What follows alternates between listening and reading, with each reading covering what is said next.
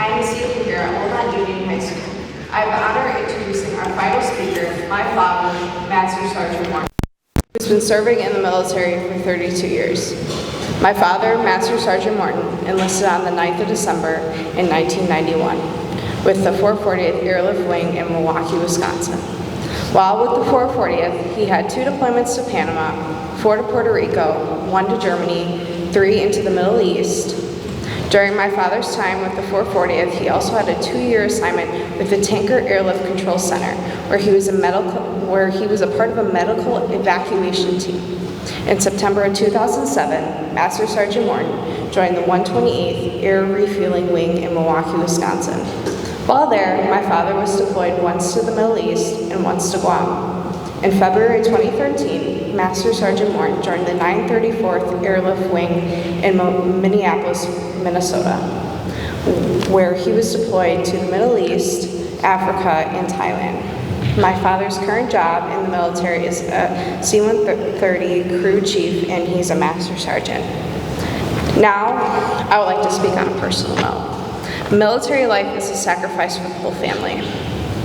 A military member goes away and leaves their family behind while worrying about their military duties. The military family members have tons of questions, including will they ever come back? Are they safe? When will they call in to check in? And all those emotions come out when the soldier is serving.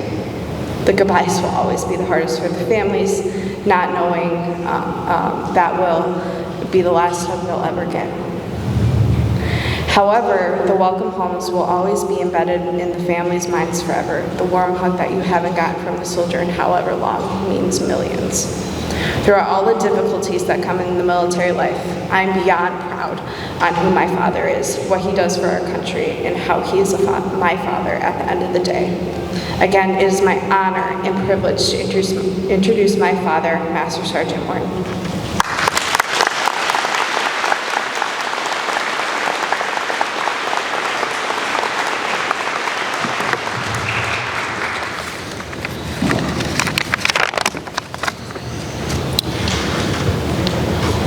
Good morning. Thank you, staff, administration, Wilmot, for hosting this. Sheriff Zorner, Chief. First and foremost, happy birthday, Double Dogs. 248 years. That's awesome. Happy birthday. I have a speech written. I don't know if I'm going to go off of this. Little bits and pieces, but I'm going to try to go off the cuff here. Yes, I am a couple weeks away from my 32nd anniversary in the Air Force. That's crazy.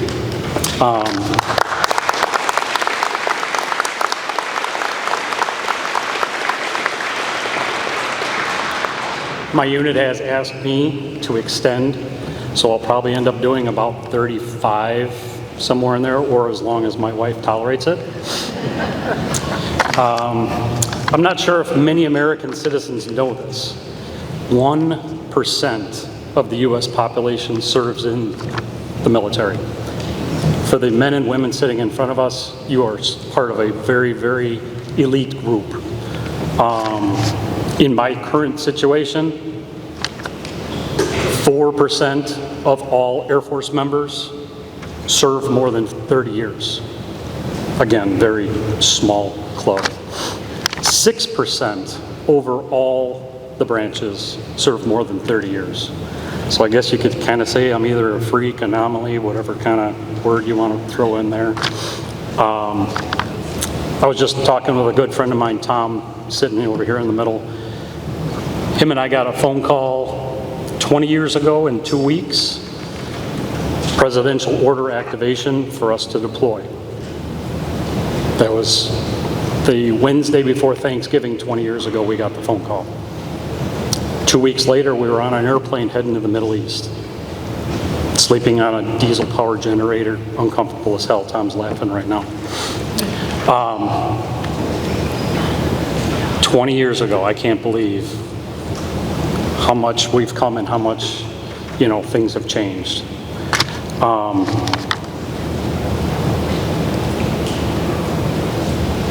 Obviously, I had my Our daughter, 17 years ago, almost 18 years ago, within that time frame, I was still flying the aeromedical missions. We were stationed in Andrews Air Force Base and Scott Air Force Base.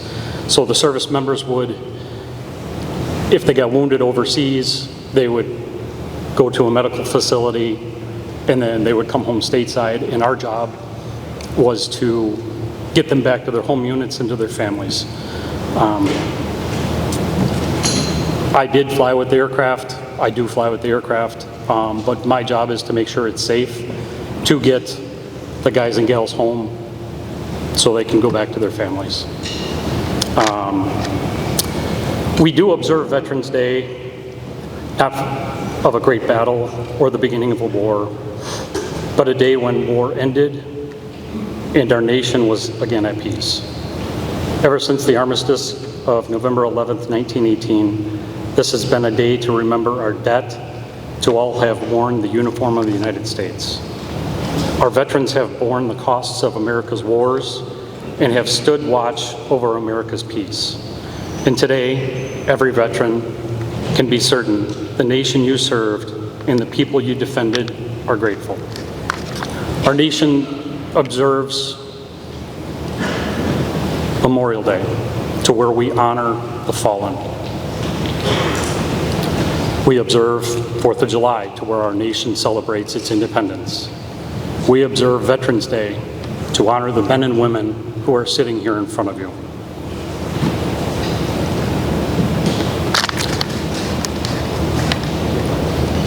Every veteran has lived by a strict code of discipline. Every veteran understands the meaning of personal accountability and loyalty in shared sacrifice. From the moment you repeated the oath to the day your honorable discharge, your time belonged to America. Your country came before all else, and whether you served abroad or at home, you have shared in the responsibility of maintaining the finest fighting force in the world. Veterans who took the oath and served in battle have known the hardships and fears and the tragic losses of war. These memories follow them through their life and sometimes had to bear, yet our war veterans, wherever they fought, can know that this, in the harshest hours of conflict, they serve just and honorable purposes. Today and every day, the prayers of the American people are with those who wear our country's uniform. They serve a great cause and they follow a great tradition handed down to them by Americans' veterans. Our veterans from every era are the finest of citizens. We owe them the life we know. They command the respect of the American people, and they have our lasting gratitude. Thank you for coming today. May God bless America, and may God bless all who defend it.